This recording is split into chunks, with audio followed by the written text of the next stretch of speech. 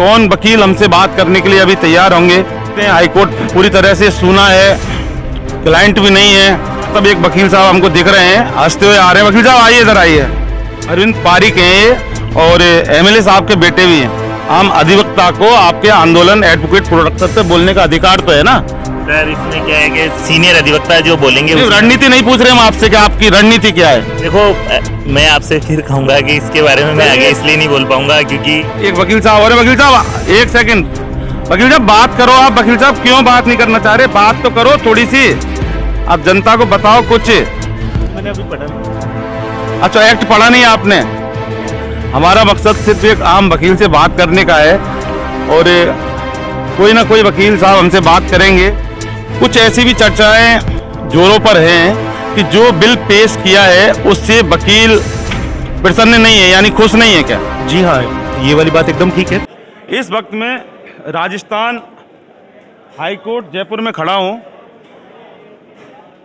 और चूंकि 15 मार्च को विधानसभा में एडवोकेट प्रोटेक्शन बिल है उसको पेश कर दिया गया है और जैसा कि कहना है वकील आंदोलन में कि 21 तारीख को यानी 21 मार्च को बिल पास हो जाएगा, वकीलों की सुरक्षा का अधिनियम यानी एक्ट।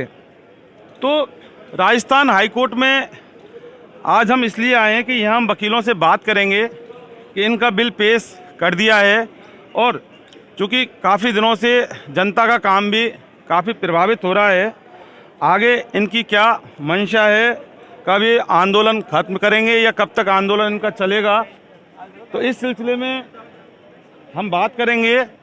हमारे साथ मेरे सहयोगी ओम अभी बने हुए हैं और आम अधिवक्ता से हम बात करेंगे। और आप देख सकते हैं चूँकि हम आए थे यहाँ अध्यक्ष और महासचिव बलराम वशिष्ठ से बात करने के लिए, उनसे बात भी हुई थी हमारी, लेकिन जब हमने आके फ़ोन किया वो सेशन कोर्ट में किसी मीटिंग में चले गए हैं। हालांकि ये बात की बात है, उनसे ही बात करेंगे, हम सेशन कोर्ट भी जाएंगे, वहाँ पे भी बात करेंगे। और अभी हमारा मकसद सिर्फ आम अधिवक्ता से बात करने का है और हम देखते हैं कौन वकील हमसे बात करने के लिए अभी तैयार होंगे।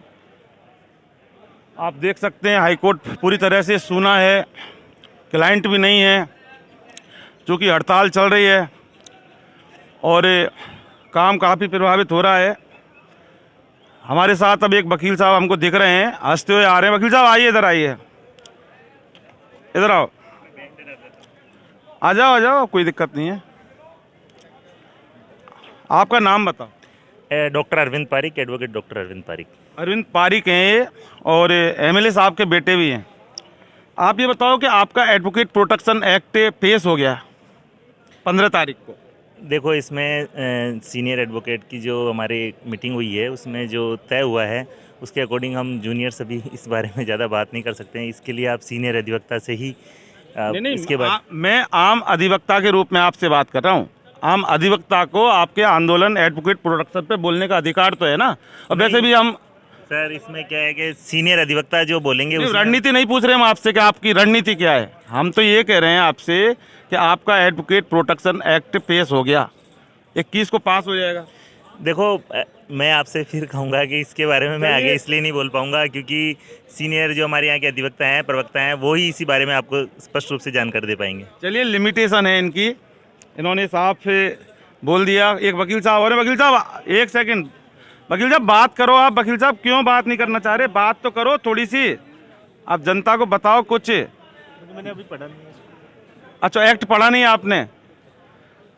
ये देखिए, कुछ वकीलों की लिमिटेशन है, उनका कहना है कि सीनियर की अनुमति के बिना हम बोल नहीं सकते और एक वकील साहब हैं, उनका कहना है कि हमने एक्ट पढ़ा नहीं।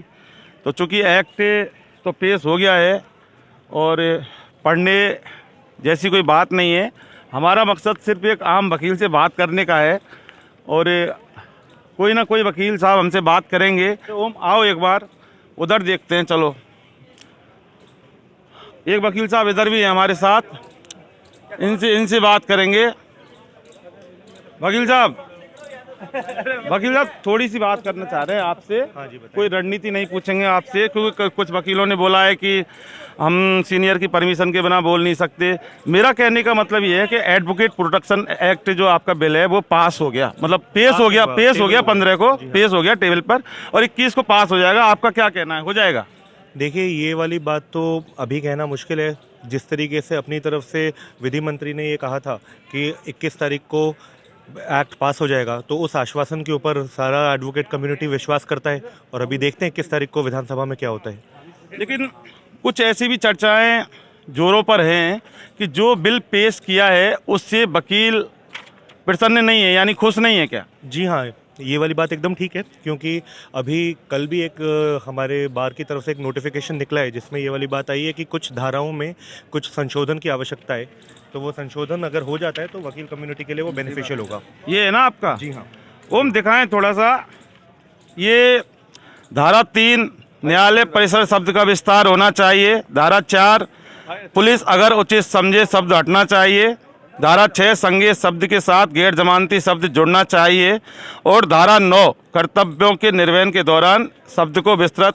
तो इसमें संशोधन की आपको आवश्यकता क्यों है? मतलब यानी कि जो पेश किया है वो तो आपका बिल ही पेश किया है इन्होंने। नहीं, संशोधन की आवश्यकता इसलिए ज़रूरी है क्योंकि जो भी एक्ट है ये ओरिजिनल एक्ट से इसमें कुछ न कुछ संशोधन करके पेश किया गया है। जो ओरिजिनल एक्ट था जिसमें काट छाट की गई, उन सारी एक्ट की ये जो बातें जो इसके अंदर लिखी गई थी वो पुराने वाले एक्ट में मौजूद थी, लेकिन उनको हटाने के बाद में वो वाला बिल टेबल किया गया। और इन एक्ट यानी इस एक्ट के अंदर अगर ये वाली सारी चीज़ें ऐड हो जाएंगी तो इस एक्ट को और ज़्यादा बल प्रदान किया जाएगा। इस वजह से ज़रूरी है। आपका नाम बता दो। मेरा नाम उदित पुरोहित है। उदित पुरोहित राजस्थान हाईकोर्ट के वकील हैं। इनका ये कहना है कि कुछ संशोधन होना बहुत ज़रूरी है और इसके लिए नोटिफिकेशन भी राजस्थान हाईकोर्ट बार एसोसिएशन ने जारी किया है। और अब सरकार से भी इनका यही कहना है कि किसी भी तरह से संशोधन होना चाहिए, क्योंकि जिस तरह से इनका जो बिल था उसको उसी तरह से पेश नहीं किया गया, ऐसी बातें सुनने को आई हैं। राजस्थान हाईकोर्ट से इन्वेस्टिगेशन मीडिया के लिए सहयोगी ओम के साथ में जितेंद्र शर्मा।